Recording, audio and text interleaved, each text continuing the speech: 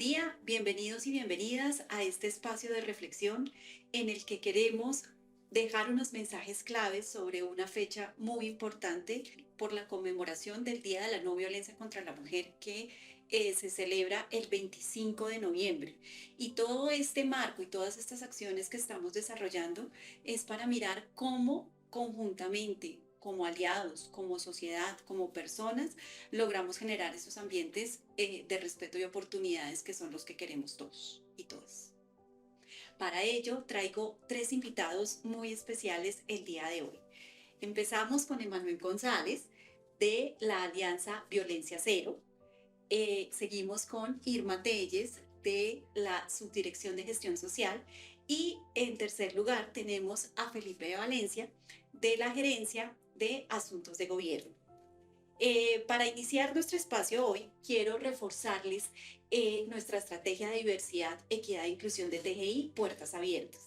Puertas Abiertas es este concepto que nos une, que nos identifica, que hace parte de la cultura que hoy requerimos como organización, que nos invita a la flexibilidad, a la adaptabilidad, a que tengamos nuestras mentes, nuestros corazones mucho más abiertos a diferentes formas de pensar, a diferentes formas de sentir. Para ello, también tenemos cuatro líneas principales de acción que son las que nos permiten el desarrollo de la estrategia de puertas abiertas. La primera tiene que ver con la atracción del talento con diversidad. Aquí buscamos que más mujeres, más jóvenes, más personas de nuestras regiones hagan parte de la organización. También tenemos un posicionamiento a través de nuestra marca empleadora, de la propuesta de valor al colaborador y de diferentes espacios que hoy compartimos con jóvenes a lo largo del país. Nuestra segunda línea tiene que ver con ese equipo empático y conectado con las metas que hoy tenemos. Sabemos que nuestros colaboradores y nuestras colaboradoras son parte fundamental de los logros que hoy tenemos como compañías. Los líderes vinculados son la tercera línea. Es muy importante que cada una de las personas que estamos en la organización nos entendamos como actores relevantes de puertas abiertas. Nuestros comportamientos son los que realmente construyen esa cultura que hoy queremos. Y por último, proveedores, comunidades y familias vinculadas con estos grupos de interés, esos brazos extendidos que queremos de nuestra estrategia. Y es para ello que quiero con mi primer invitado, Emanuel González, que nos cuente un poco de qué es Violencia Cero y nos cuentes un poco de tu historia, Emanuel. Pues gracias, primero, gracias a TGI por este espacio, por la invitación y por habernos acogido en su casa con nuestra iniciativa Violencia Cero. En mi historia, antes de hablar de Violencia Cero, es de la historia de por qué nace Violencia Cero. Y quiero que se traslade en un momento al 2020, a ese año doloroso en el que todos padecimos, la pandemia, el COVID, y tal como lo llamó ONU Mujeres en su momento, no solamente fue el COVID, la pandemia del COVID y el virus el que nos costó tantas vidas, sino que todos los indicadores en ese momento de violencia contra las mujeres se dispararon no solamente en Colombia, sino a nivel mundial. La historia es simple, dolorosa. Estábamos encerrados, estábamos confinados, y de noche, desde mi apartamento, yo escuchaba los gritos de mi vecina del frente, a la cual estaban golpeando. Yo soy emprendedor tecnológico, como te decía hace un rato. Yo no soy experto en género, yo no hice una maestría en género o en diversidad y equidad, sino simplemente como emprendedor tecnológico, y dentro de nuestra naturaleza como emprendedores está ver un problema y crear una solución. No podemos quedarnos quietos, ver cómo colaboramos con otros para crear una solución. Pues fue tomar ante esto, ante la situación de mi vecina, fue tomar el teléfono y literalmente empezar a llamar al BID, al Banco Interamericano de Desarrollo, a ONU Mujeres, a algunas personas que conocía en ese momento en el gobierno colombiano, a empresas, y al cabo de un par de semanas, esto tardó 2 semanas realmente, habíamos logrado crear esta alianza que se llama Violencia Cero, con la cual desde todos estos aliados, empresas muy importantes del país como Bancolombia, como Ecopetrol, como Confama, pero no solamente de Colombia, sino de toda América Latina, el Banco Interamericano de Desarrollo, ONU Mujeres, en ese momento la Vicepresidencia de la República, Secretarías de la Mujer de todo Colombia y de muchos países de América Latina, habíamos creado esta red justamente pensando en mi vecina para poder ofrecerle a ella, 1, orientación, 2, acceso a la justicia.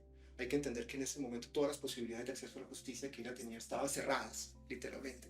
3, una posibilidad de huir, una posibilidad de buscar un refugio. Y como no existían, literalmente, y tampoco tener la posibilidad con sus dos hijos de huir a un refugio, no existían en ese momento las soluciones que le permitiesen a ella ni recibir orientación ni acceder a la justicia. Dijimos, la tecnología puede ser la solución. Y decidimos con todos los aliados abrir una convocatoria en la cual terminaron participando cerca de 1000 equipos de emprendedores tecnológicos de todo el mundo. Participaron en este primer momento, porque era lo que teníamos capacidad realmente de gestionar, 200 equipos de emprendedores tecnológicos de 14 países que crearon todo un ecosistema de soluciones tecnológicas que le permitiesen a mi vecina acceder a la justicia, recibir orientación y poder huir. Con la Fundación Mi Sangre de Juanes se desarrolló una app, ellos desarrollaron una app que le permite a las mujeres registrar las pruebas de las agresiones de forma oculta, pero estas pruebas no quedan almacenadas en su celular, porque fácilmente su agresor podría o borrarlas o podría destruir el celular, sino que quedan almacenadas en blockchain, en cadenas de bloques que son inmutables, que no se pueden modificar. Para que el día que mi vecina decida emprender un proceso judicial en contra de su agresor, tenga la prueba registrada, no en su celular, sino en cadenas de bloques. Y así por toda América Latina se desarrollaron este tipo de soluciones que hoy el BID, el Banco Interamericano de Desarrollo, estima que está impactando la vida de cerca de 4 millones de mujeres en toda la región. ¿Qué es Violencia Cero? Somos esto, somos un esfuerzo de colaboración que une a la banca multilateral, que une a organizaciones internacionales como ONU Mujeres, banca multilateral como el BID, que une empresas, pues estamos acá, como TGI en Colombia, como Bancolombia, que también juega un rol súper importante, como Terpel, pero también une agencias de gobierno y une a emprendedores, en donde todos juntos, ¿qué estamos haciendo? Creando un mundo libre de violencia contra las mujeres. Entonces juntos emprendemos acciones, aprendemos los unos de los otros, para poder emprender acciones que nos permitan eliminar por completo la violencia contra las mujeres al interior de las organizaciones, pero también hacia afuera. Y hacia afuera es entendiendo que tenemos cadena de proveedores, que tenemos clientes, que tenemos aliados, a los cuales podemos conectar en este esfuerzo con lo mejor que sabemos hacer como organización para poder, como les decía, crear soluciones, algunas de carácter tecnológico, muchas otras no, que nos permitan ese objetivo, crear un mundo totalmente libre de violencia contra las mujeres. Emanuel, pues qué interesante esto que nos relatas y realmente podemos ver que cualquiera de nosotros puede ser actor para desarrollar mecanismos que nos permitan fortalecer, prevenir estos temas de violencia contra la mujer y violencia en diferentes aspectos y en diferentes escenarios. Emanuel, me gustaría que me contaras un poco sobre esos tipos de violencia que podemos tener hoy en día como sociedad, como comunidad. Cuéntame un poco de eso, Emanuel. Pero hay un dato que tú no mencionaste, que es de ONU Mujeres, y es que una de cada 3 mujeres en el mundo, una de cada 3, estamos hablando de cerca de 1.500 millones de personas, una de cada 3 mujeres en el mundo ha sido, es o será víctima de violencia. Ese es un dato alarmante. O sea, cuando entendemos que una de cada 3 mujeres ha sido, es o será víctima de violencia, estamos entendiendo que la violencia contra las mujeres puede ser uno de los temas más graves que enfrentamos en este momento como humanidad y que desafortunadamente no hemos emprendido las acciones concretas para poderlo resolver. Y cuando hablamos de tipos de violencia, que tú lo acabas de mencionar, están las formas extremas, como es el feminicidio, pero desafortunadamente hay muchos otros tipos de violencia que están muy normalizados en nuestro comportamiento, en nuestras actitudes diarias, que no les reconocemos como violencia y frente a las cuales también tenemos una responsabilidad de actuar. Desde una parte está el feminicidio, pero de otro lado también están comportamientos y que personas que nos consideramos buenas personas, personas que decimos es que yo no sería capaz nunca de agredir físicamente a una mujer, lo hacemos de forma cotidiana, en nuestro trabajo. Entonces está de un lado la violencia física que puede llegar a causarle la muerte a una mujer, pero de otro lado también están esas otras formas de violencia que pueden llegar a causar incluso mucho más daño porque tienen un impacto a lo largo de la vida de una persona, como la violencia emocional, como la violencia psicológica, que podemos ejercer contra una colaboradora de trabajo, que podemos ejercer contra las personas que más amamos, nuestras hijas. Yo tengo una hija y muchas veces esos sesgos cognitivos, como lo llamamos, que pueden llegar a causar daño a mi hija Emilia para el resto de su vida, y yo me considero un buen papá, pero desafortunadamente no somos conscientes que con muchos de los comentarios, las actitudes que tomamos con nuestras hijas también estamos causando daño, con nuestras parejas, con la violencia psicológica, la violencia emocional.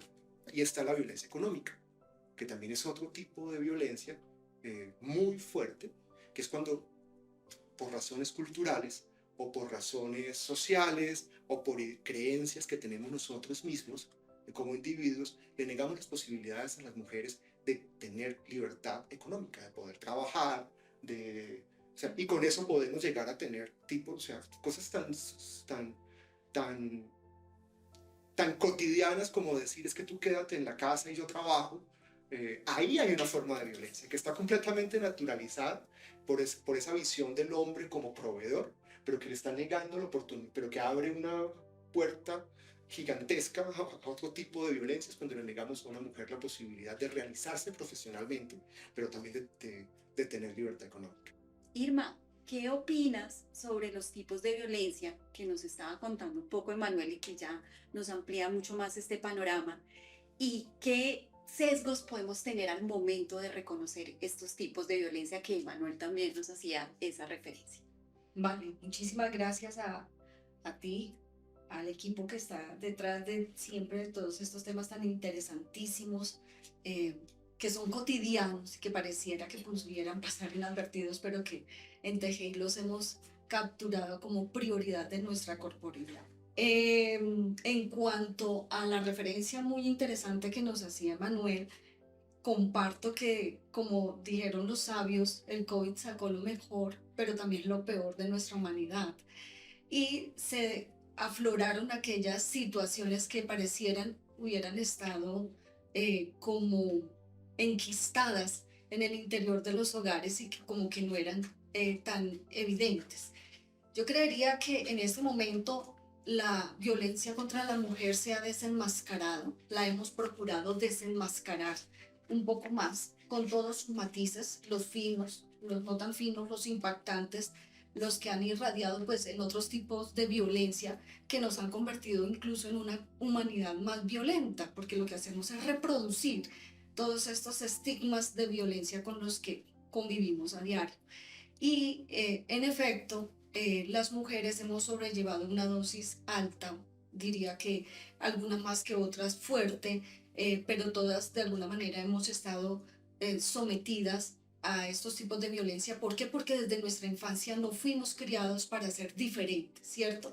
Y cuando tú empiezas a hablar diferente, entonces ya eres rara, o por lo menos cuando lo empecé a hacer en casa, yo espero que mamá no vaya a ver esto, pero cuando lo empecé a hacer en casa, entonces, porque me decían, por favor, asegúrate de que el almuerzo para tu hermano esté calientico para cuando él llegue. Oye, ¿y el mío? Entonces, cosas así como empezamos a hablar de equidad en casa, pues afortunadamente lo hicimos cuando empezamos a estudiar un poco más y agradezco pues mucho que tanto mamá como papá se hayan mostrado un poco más flexos, pero esto no es lo que pasa en todas las familias, ¿no? Entonces, aludiendo al tema del sesgo, sí, existen muchos sesgos a nivel global en este momento que, como les digo, hacen que el impacto de nuestra actitud, de nuestros comportamientos y de las posturas educacionales generen como ese matiz permanente de violencia, ¿cierto? Entonces, ¿cuáles son los sesgos? Globalmente, a la mujer se le considera inferior como especie que al hombre, o incluso se le considera incapaz, con referencia a una misma tarea en las mismas condiciones y en la misma postura que puede estar frente a un hombre. Más del 50% de la humanidad en este momento considera que los hombres son mejores políticos a nivel global, y más del 43%, cifras sacadas también de la ONU, más del 43% de la humanidad considera que los hombres son mejores jerarcas, administradores o ejecutivos que las mujeres. ¿Cuándo vamos a minorar esa brecha? Yo creo que nos falta un trecho todavía muy grande por andar y por eso aplaudo este tipo de iniciativas en TGI.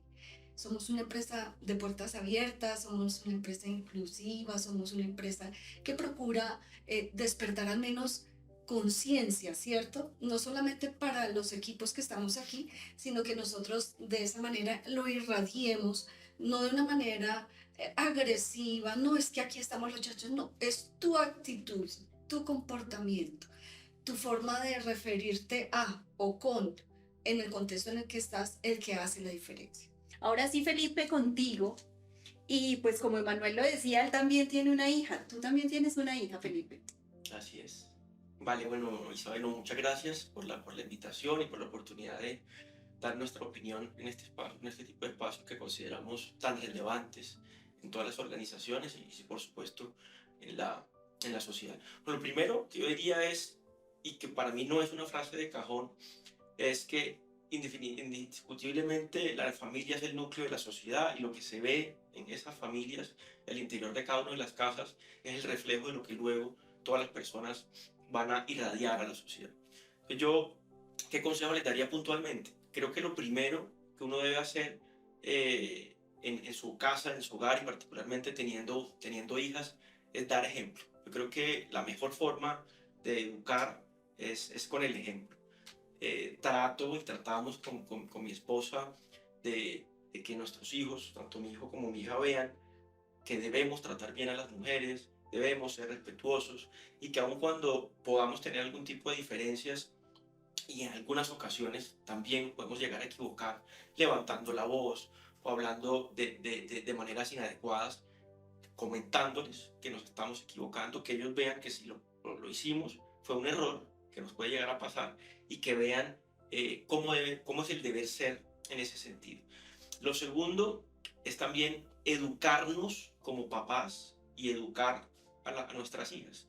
Algunos de los tipos de violencia que mencionaba Emanuel, yo creo que son muy poco conocidos. Y gran parte, creo yo, de que los normalicemos como sociedad es que efectivamente no los conocemos. Y no conocemos el daño que eso puede llegar a ocasionar a nuestras mujeres, a nuestras hijas en un futuro. Entonces, educándonos nosotros como papás un poco, conociendo de qué se trata, conociendo qué se puede causar con este tipo de violencias y también educando a nuestros hijos en estos temas, creo que son consejos claves que todos deberíamos empezar a aprender como padres y inculcarles a nuestros hijos. Muchísimas gracias, Felipe. Creo que esta es una labor que no solo tenemos que hacer con las niñas, sino con los niños también, porque estamos construyendo una sociedad y un futuro en la que tanto hombres como mujeres podamos construir, convivir y realmente ser actores relevantes de una sociedad más incluyente. Ahora quisiera volver con Emanuel. Pero me permites decir algo con respecto a lo que dijo Pero Felipe, por supuesto, favor. por Mira, supuesto. yo soy papá, y como tú, y yo juego mucho con mi hija en el parque. Vamos mucho al parque. Y hay un comportamiento que yo rápidamente identifiqué en la forma como criamos a las niñas, a diferencia como criamos a los niños. Y es algo de esos sesgos inconscientes que tenemos todos. Y como papás nunca queremos hacerle daño a un hijo. Jamás. O sea, pues tenemos que ser muy perversos para tú decirle quiero causar daño a mi hija o yo le quiero causar daño a mi hija. Eso tiene que ser muy perverso. Y es, imagínate que tu hija o mi hija, tú que tienes un niño y una niña, los dos se suben a un árbol y los dos se caen. Al niño un papá, ¿qué le dice? Levántate. Levántese, sea berraquito, sea fuerte, vuélvase a subir. No te dolió tanto. No te dolió tanto, súbete otra vez al árbol. A la niña, ¿qué le decimos? Pobrecita, no lo vuelvas a hacer, ven mi amor, te cuido, no sé qué, por favor no lo vuelvas a hacer. Eso tan simple que pasa en el parque, que yo lo veo todos los días, tiene consecuencias como no se pueden llegar a imaginar. Como no se pueden llegar a imaginar. En mi mundo del emprendimiento tecnológico, es un dato durísimo. En América Latina hay 23 unicornios. Unicornios son estas compañías, son esas startups que llegan a una valoración de $1.000 millones. En Colombia, Rappi. Lo doloroso es que en América Latina solamente, de estas 23, solamente hay un unicornio fundado por mujer. Y uno se pregunta, ¿por qué? O sea, ¿por qué? Y son unicornios, son compañías tecnológicas. Y donde cuando uno ve los resultados en matemáticas, uno podría decir, bueno, si son compañías tecnológicas, uno esperaría que juegue muchísimo si estamos hablando de campos, o sea, que la formación de las mujeres o de los hombres en campos tecnológicos como ingeniería, ciencias, matemáticas, aquí juega muchísimo. Y lo que tenemos claro es que las mujeres, las niñas, tienen mejor desempeño académico en todas Asignaturas. en todas las asignaturas relacionadas con ciencia, con tecnología, con matemáticas, pero a la hora de emprender, el dato es que solamente un emprendimiento en América Latina, un unicornio es fundado por mujeres. Si yo educo a una niña para que cuando se caiga del árbol le diga, pobrecita, no lo vuelvas a intentar porque es que mira que te raspaste la rodilla, y al niño le digo, es que usted es un berraco, vuélvase a subir, ¿qué estoy criando? Un futuro emprendedor tecnológico de un lado que sabe levantarse cada vez que se golpea, y de otro lado pues estoy eliminando una de las habilidades clave que se necesitan hoy en el mundo de la innovación, en el mundo del emprendimiento tecnológico, en el mundo de la ciencia, en el mundo de las ingenierías. Pero ahora bien, desde el contexto en que estamos, desde tu contexto personal, familiar, laboral, Irma, ¿cómo podemos trabajar y qué acciones podemos emprender para mitigar estos actos de violencia contra la mujer? Bueno, yo quiero apelar a un poquito a mi historial personal, ¿no? En cuanto a aquellos hechos que sin darme cuenta eran fuertes dosis de violencia, pero que supimos sortear, ¿cierto? ¿Cómo se puede hacer? Y eso aplica a nivel global, la situación prácticamente es la misma, no hay diferenciación casi que de regiones globales sobre el tema. Entonces a nivel global aplica y es que tú tengas una postura clara y no autoalienadora. Yo en algún comienzo, cuando estuve vinculada a este proyecto, bueno, era una mujer o una muy joven chica recién salida de casa y cuando me di cuenta del ambiente masculinizado, con un lenguaje muy fuerte, o sea, era realmente hostil. Yo espero que los compañeros que tienen más de 20 años aquí en TGI me excusen, pero realmente fue eso, era muy hostil. Y es como tú te mueves en ese ambiente, en ese contexto en el que todo el tiempo te sientes alienada, muy observada en el sentido de que no te equivoques, porque si te equivocas, o sea, se te cobra muy fuerte. Okay. Los hombres sí se podían equivocar un poco más, es más, operativamente hubo decisiones y hubo circunstancias en las que fue evidente el equívoco de unos y de otros, pero las mujeres prácticamente no te equivoques. Y es tu postura muy clara y por momentos pensé, ¿qué hago aquí? ¿Por qué no estoy más tranquila en un tipo de trabajo menos abrumador que este? Pero bueno, bendito Dios, empezar a asumir una postura muy clara. Alguien me enseñó alguna vez, no te aflijas porque te aflojas. Y no es una postura agresiva, es no te des tan duro, porque las mujeres de por sí nos damos muy duro. Pensamos, oye, sí, yo la embarré. Yo tal vez no debía haber dicho, no debía haber pasado, no debía haber hecho. Y tú, la primera es como esa, seguro. Segundo, la autoconmiseración tampoco suma, ¿no? La autoconmiseración, pobrecita, yo no. O sea, debes sentirte fuerte, debes sentirte que no estás sola. Generalmente tenemos un grupo muy bueno de compañeros, de familias, un grupo de apoyo y están las redes también externas e institucionales que en determinado momento son un aliciente y que pueden ayudarte a enfrentar cualquiera que sea la situación. Y lo otro es enfrentar. Yo lo hice enfrentando, a mí me sirvió el uno a uno, o sea, yo tuve que, por casos especiales, decir, oye, bueno, ¿cuál es la situación? Estamos en esto, porque en un comienzo hubo situaciones como de emergencia, teníamos que salir a diferentes horas, día, noche, con unos horarios extendidos. Bueno, fue una dinámica muy bonita, recién empezó la operación del gasoducto, que ya tendremos la oportunidad de mirar, pero era cómo te evaluaban los demás, siendo casi que tú la única mujer en medio de un grupo tan masculinizado. Entonces era llamarlo, ¿no? Era decir, tener el valor y decir, mira, yo siento que quizás me he equivocado, si he tenido alguna actitud equivocada, ruego me excuses, pero explícame por qué esto. Entonces era una confrontación respetuosa, pero pidiendo como el lugar y el respeto, porque a veces no, es que usted no tiene que decir a mí me respetan, no, pero usted sí tiene que darse su lugar. Y creo que en ese sentido hay mucho por hacer y es que las mujeres no se sientan de pronto que no lo pueden hacer o que si se lo da, no. Es un tono ligero, apacible, amable incluso, Es un llamado al respeto, pero ¿no? es un llamado al respeto sin decirle a la persona, respeta, no, pero es saberlo hacer y poco a poco pues se va ganando ese espacio. De esa manera pues creo yo. Ahora, Ok, cuando las situaciones de violencia son diferentes, eso porque ese era mi ámbito en lo laboral, ¿cierto? Inclusive pues, pero ya en lo personal o cuando las situaciones son de otro tipo, pues las soluciones también tienen que ser de otro tipo, ¿cierto? Tenemos que tener muy claro que ahorita hay líneas de apoyo, hay entidades, hay instituciones, hablarlo porque la mayoría de las mujeres no lo quieren hablar, no lo quieren sacar de aquí. Muchas veces lo llevamos dentro y con esa dosis vamos todos los días sumándole, sumándole. Llega el día pues en que te alienan, te disminuyen, te, te, te dan esa dosis negativa para emprender tus labores y para desarrollarte como persona. Y por eso es que nos hemos quedado en lo que Manuel ahorita decía, como pensándolo, como que será que podemos o no podemos. Y a la final, pues cediendo los espacios que de por sí ya están dados para las dos, porque no saquemos de lado, pues es la igualdad, ¿no? Para las dos partes, para de acuerdo. pues, como mujeres. De acuerdo. Irma, muchísimas gracias y nos compartes una experiencia muy valiosa desde lo que has visto como mujer y desde la transformación que has visto en nosotros como organización. Y quiero cerrar, Felipe, contigo con la misma pregunta.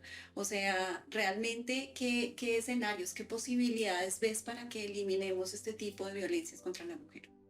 Vale, no, claro que sí. Yo creo que uno, en todos los roles, bueno, los distintos roles que ejerce, debe, así sean con pequeñas acciones, mostrar cómo podemos cambiar las cosas.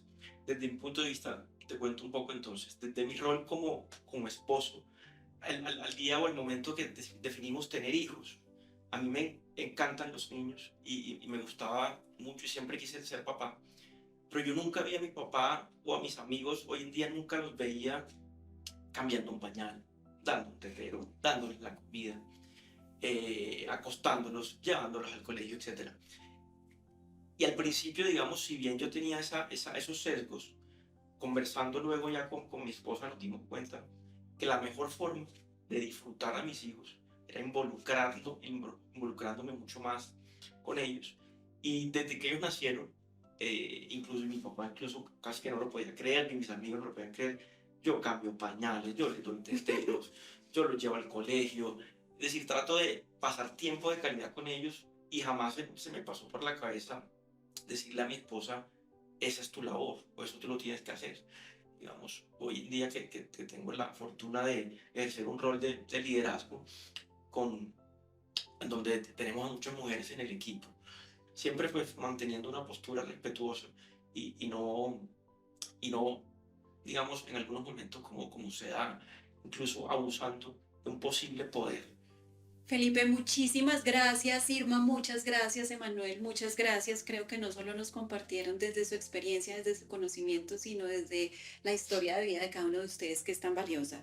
Me quedo con el mensaje final y es que todos podemos ser actores relevantes en la construcción de ambientes libres de violencia. Y creo que a veces pensamos que son otros quienes pueden realizar algo y en cada uno de nosotros está sembrar la semilla para que construyamos estos ambientes de respeto y oportunidad. Gracias a todos y a todas por acompañarnos.